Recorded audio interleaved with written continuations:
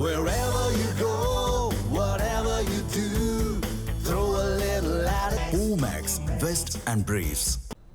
சென்னை மயிலாப்பூரில் பாஜக வேட்பாளர் தமிழிசை சவுந்தரராஜன் செய்தியாளர்களை சந்தித்து வருகிறார். அந்த நேரலை காட்சிகளை தற்போது பார்த்து வருகிறோம். புண்படுத்தி இருக்கிறார், இதுதான் உண்மை. அதனால நிச்சயமாக மக்கள் அவருக்கு எதிராக தான் வாக்களிப்பார்கள். யார் மக்களின் உணர்வுகளை புரிந்து கொள்ள முடியவில்லையோ அவர்களால் நல்ல தலைவர்களாக இருக்க முடியாது. அங்கே என்ன நடந்தது என்பதை எங்களது மாநில செயலாளர் அருமை சகோதரர் மீனவரணி தலைவர், முன்னாள் மீனவரணி தலைவர், நான் தலைவராக இருக்கும்போது மீனவரணி தலைவராக இருந்து சிறப்பாக பணியாற்றியவர், அவர் சொல்வார், நீங்கள் கேளுங்க. வணக்கம் சார். இன்றைக்கு காலையில் பார்த்தீங்கன்னா நொச்சிக்குப்பம் பட்டினப்பாக்கம் சீனிவாசபுரம் பகுதியில் சட்டமன்ற முன்னாள் உறுப்பினர் திரு வேலு அவர்கள் வாக்குகளை சேகரிக்க சீனிவாசபுரம் செல்லும் பொழுது அந்த ஊர் வாசலிலே அவர் கொடுத்த வாக்குறுதியை நிறைவேற்றவில்லை என்று பொதுமக்களும் தாய்மார்களும் அனைவரும் சேர்ந்து நின்று அமைதியான முறையில் வாயிலே கருப்பு மாஸ்கை அணிந்து கொண்டு கருப்பு கொடியை போராட்டம் நடத்தினார்கள்.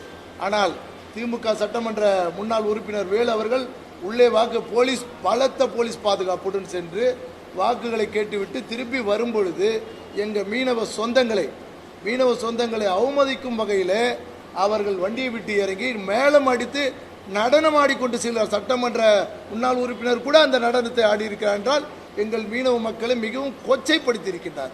அதனால் மீனவ மக்கள் மிகவும் மிகவும் கவனமாக இருக்கிறார். இந்த முறை வேலு அவர்கள் வரவே கூடாது. ஏனென்றால் கொடுத்த வாக்குறுதி அவர் காப்பாற்றவில்லை. 60 வருடம் பழமையான குடிசை பகுதி மாட்டு வாரிய வீடுகளை கட்டித்தருகிறேன் என்று கூறினார். அந்த வீடு இடிஞ்சு விழுந்தனா எத்தனை உயிர் போகும் நீங்களே நினைச்சு பாருங்க. அதே போல பக்கத்தில் உள்ள 29.80 ஏக்கர் சர்வே 45 அக்கா சொல்லியிருந்தாங்க 4592 4593 இந்த இடத்தை சட்டமன்ற உறுப்பினர் அவர்கள் முன்னாள் சட்டமன்ற உறுப்பினர் அவர்கள் மால் கட்டுறதுக்கு முயற்சி செய்கிறார். மீனவர்களோட குடும்பம் 60 வருஷத்துக்கு முன்னாடி உள்ள குடும்பங்கள் இன்று 4 தலைமுறையாக அதிகமாக இருக்கு. எங்களோட குடும்பங்கள் பெரிதாகிவிட்டது. அதனால எங்களோட இடத்தை மீண்டும் கட்டி கொடுங்கன்னு கேட்குறாங்க. ஆனால் அவர் மால் கட்டுறதுல ரொம்ப உறுதியாக இருந்ததால் மீனவ கடுமையான போராட்டத்துக்கு அப்புறம் அதை விட்டுட்டாங்க. இனிமேல் திருப்பி அவர் ஒருவேளை வர்றதுக்கு வாய்ப்பு இல்லை. மக்கள் அக்கா தமிழிசை சவுந்தரராஜன் வர வேண்டும் என்ற ஆர்வமாக இருக்காங்க. ஒருவேளை வந்துட்டா என்ன ஆகுதுன்னு சொல்லிட்டு தான் மீனவர்கள் தங்கள் எதிர்ப்பை கடுமையான முறையில் மிகவும் எதிர்ப்பை தெரிவித்திருக்கிறார். அதை அவமதித்தது மிகப்பெரிய அவர் எங்களுடைய மீனவ சமுதாய மக்கள் தேர்தலிலே நிச்சயமாக வேலு அவர்களுக்கு பாடம் புகட்டுவார். சொல்றதுதான் போட்டேன்ப்பா. அதே மாதிரி முதலமைச்சர் அவர்கள் தொடர்ந்து தொகுதி மறுவரை டீலிமிட்டேஷனை தவறாக முன்னிறுத்தி ஏதோ தென்பகுதி எல்லாம் பாதிக்கப்படும் சொல்லிட்டு 60 உள்ள திமுகவை பார்ப்போம் என்று மிரட்டுகிறார். 60 உள்ள திமுகவை தான் நீங்க ஆக போகிறீங்க. எதிர்கட்சியா போராடக்கூடியவர்களாக தான் நீங்க மாறப்படுறீங்க. ஏன்னா அந்த அளவிற்கு இல்லாத அடிப்படை தேவைகளை பாருங்கள் முதலமைச்சர் அவர்களே. அடிப்படையில் பெண்களுக்கான பாதுகாப்பை பாருங்க. ஊழல் அமைச்சர்களை பாதுகாத்துக் கொண்டிருக்கிறீர்கள். பாட்டிலுக்கு 10 ரூபா, நெல் மூட்டைக்கு 40 ரூபா, இப்படிதான் கமிஷன் நடந்து கொண்டிருக்கிறது. ஆனா அந்த அடிப்படையில் தனது ஆட்சியின் அவலத்தை மறைப்பதற்காக சும்மா நாங்க வடக்கில் இருந்தா எங்களுக்கு ஆபத்து வரும், நாங்க உடனே போராடுவோம், இல்லாத ஒரு போராட்டத்தை எதை எடுத்து போராட போகிறீர்கள் முதலமைச்சர் அவர்களே? இந்த கிராமத்துல சொன்ன நான் யார் தெரியுமான்னு கேட்டே இருப்பேன். பக்கத்துல போய் பார்த்தா தானே யாருன்னு தெரியும். ஆக சும்மா இல்லாத ஒன்றை எடுத்து அதே மாதிரி மரியாதைக்குரிய பியூஷ் கோயல் அவர்கள் ஒரு மத்திய அமைச்சர், அவர் சொல்லுகின்ற கருத்துக்களை மிக கீழ்த்தரமாக விமர்சிக்கிறார் முதலமைச்சர் அவர்கள். அவர் என்ன சொன்னதுல என்ன தப்பு? புரியாதவர்கள் பேசுகிறார்கள் சொன்னாரு.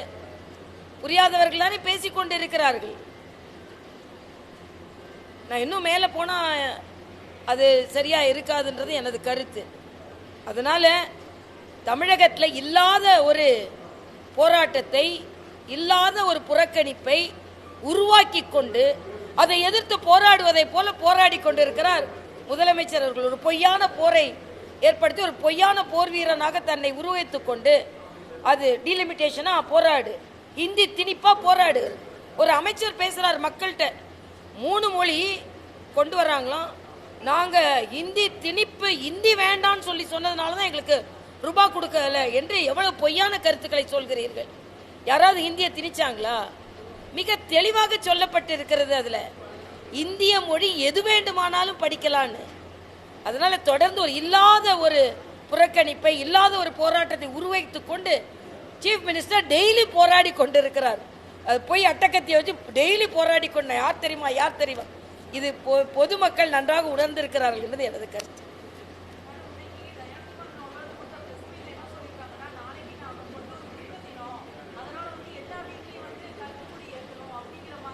என்ன துக்க தினமா?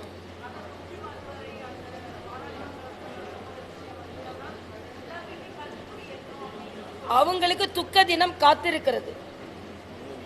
4ஆம் தேதி அவர்களுக்கு துக்க தினம் காத்திருக்கிறது. அவங்க வீட்டில் வேணா கருப்பு கொடி அன்னைக்கு ஏற்றிக்கிட்டோம். இவங்க சுதந்திர தினத்தையே கருப்பு கொடி வச்சு கொண்டாடினவங்க இவங்கெல்லாம் அந்த காலத்தில். அதனால அது அந்த அந்த கருப்பு கொடியை வச்சுக்கோங்க, துக்க தினத்தை ப்ரிசர்வ் பண்ணி வச்சுக்கோங்க.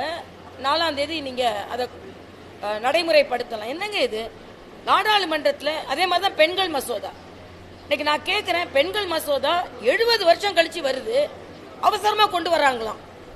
தேர்தல் நேரத்தில் பேசக்கூடாது. எல்லா ஒரு இடத்துல தேர்தல் நடந்துக்கிட்டு தானே இருக்கும். அதனால தானே ஒரே தேர்தல் ஒரே நாடுன்னு கேட்குறோம். மகளிருக்கு இடஒதுக்கீடு கொடுக்க கூடாதுன்னு வேற வேற மாதிரி அதை பேர் சொல்லி அதை தடுக்க பார்க்கிறார்கள். அதனால தான் சொல்றேன், மகளிர் யாரும் அவர்களின் உரிமையை பறிக்கின்ற மறுக்கின்ற திமுக, காங்கிரஸ், கம்யூனிஸ்ட், விடுதலை சிறுத்தைகள் கட்சிக்கு ஓட்டு போடக்கூடாது என்பது எனது கருத்து. தேங்க்யூ.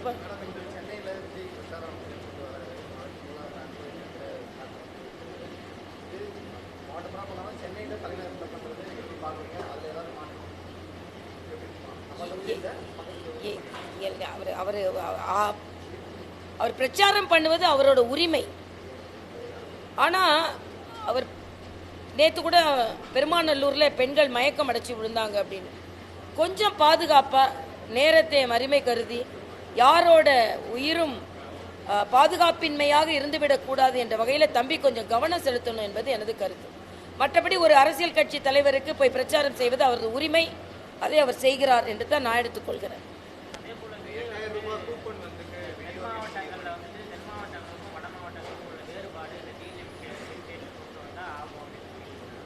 தம்பி விஜய் தெரிஞ்சிட்டு பேசிட்டோம். அது சும்மா ஏதாவது இந்த உணர்வுபூர்வமா உண்மையான பிரச்சனைகளை விட்டுட்டு உணர்வுபூர்வமான பிரச்சனைகளை முன்னிறுத்தி திமுக தனது வாக்கு வங்கியை ஏற்படுத்தி கொண்டிருப்பார்கள். தம்பி விஜய் அதிலெல்லாம் அதே மாதிரி பேச வேண்டான்றது எனது கருத்து. அவருக்கு தெரியும். அப்படி பார்த்தா அவர் வட இந்தியாலையும் அவர் படம் ஓடுது, தென்னிந்தியாலையும் ஒரு படம் ஓடுது, தெலுங்கானாலையும் ஓடுது, மலையாளத்துலையும் ஓடுது. அப்போது எல்லா இடமும் உங்களுக்கு அடையாளம் இருக்கணும் தானே தம்பி, அவ்வளோதானே.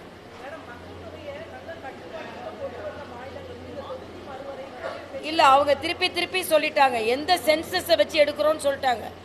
அந்த சென்சஸ் படி எடுக்கும்போது நிச்சயமாக தமிழ்நாடு பாதிக்கப்படாது என்பதையும் தெளிவாக சொல்லிட்டாங்க. இதில் முதலமைச்சர் அதான் சொன்ன, ஒரு அட்டக்கத்தியை வச்சுக்கிட்டு தினம் ஏதோ ஒரு பெரிய போர் நடக்கிற மாதிரி ஆட்டிக்கிட்டே இருக்கிறாரு. என்ன நடக்குது தினம்? அதாவது பழைய திமுகவை பார்க்கணும், பழைய திமுக தேஞ்ச திமுக தான் பார்க்க போகிறேன். என்ன சும்மா இதே மாதிரி பேசி பொதுமக்களுக்கு வெறுத்து போச்சுங்க. சும்மா மத்திய அரசு குறை சொல்லணும், டீலிமிட்டேஷனை பேசணும், இந்தி இம்போசிஷனை பேசணும், எஸ்ஐஆரை பேசணும், இப்படியே பேசிட்டு இருக்கணும். அடிப்படையில் இங்கே தண்ணி இல்லைங்க மயிலாப்பூரில், குடிக்க தண்ணி இல்லை மயிலாப்பூரில், பெண்கள் போவதற்கு கழிப்பறை இல்லை. வேதனையா நான் சொல்றேன், உண்மையில் வேதனையா சொல்றேன். சென்னையில் இப்படிப்பட்ட இடங்கள் இருக்கிறதா என்று மனவேதனை. மயிலாப்பூரில் நான் வாரத்துக்கு 3 நாள் மயிலாப்பூரில் தாங்க இருப்பேன். சத்யசாய் பாபா கோயிலுக்கு வருவேன், ஷிரடி சாய்பாபா கோயிலுக்கு வருவேன், ஆழ்வார்பேட்டை ஆஞ்சநேயர் கோயிலுக்கு வருவேன். இவங்க மீனவர் குப்பத்துக்கு அதிகமாக போய் சாப்பிட்ருக்கேன். சுனாமி தினத்துக்கு எல்லா சுனாமி அப்போ மயிலாப்பூரில் தான் அதிகமாக தங்கியே இருந்து மக்களுக்கு சேவை செஞ்சோம். ஒவ்வொரு சுனாமி தினமும் இங்கே தான் நான் கொண்டாடுவேன். ஆனால் எல்லா படமும் இருக்கு. இன்னும் சொல்லப்போனால் ஆச்சரியமாக நானும் அண்ணன் சிபிஆர் அவர்களும் ஒரு மீன் எடுத்து கொண்டாடி கொண்டிருப்போம். சதீஷ் இருப்பார். அப்போ எல்லா இணையதளத்தில் மீன் எடுத்த 2 பேருமே கவர்னர் ஆயிட்டாங்க அப்படின்லாம் போட்டாங்க. அந்த அளவுக்கு மீனவ சகோதரர்களோட ஒன்றியவர்கள் நாங்கள். ஆனால் இன்னைக்கு எதுவுமே இல்லாமல் இந்த தொகுதியில் எதுவுமே இல்லைங்க. அதை தொகுதிக்கு தொகுதி உள்ள பிரச்சனையை முதலமைச்சரை பேச சொல்லுங்க. மாநிலத்தில் உள்ள பிரச்சனையை, நாட்டில் உள்ள பிரச்சனையை அப்புறம் பேசலாம். சும்மா ஒரு அட்டகத்தியை வச்சுக்கிட்டு பேசிக்கிட்டே இருக்காரு தான் எனது கருத்து. இல்லை, இது மிக தவறு. இது மிக மிக தவறு. இது டோக்கனை வச்சு நீங்க ஏமாத்துறீங்கன்றது பொதுமக்கள் புரிந்து கொள்ள வேண்டும். இந்த 8000ன்றது மிகப்பெரிய ஊழல். சென்னை மயிலாப்பூரில் பாஜக மூத்த தலைவர் தமிழிசை சவுந்தரராஜன் செய்தியாளர்களை சந்தித்து பேசி வருகிறார். அந்த நேரலை காட்சிகளை தற்போது நாம் பார்த்தோம்.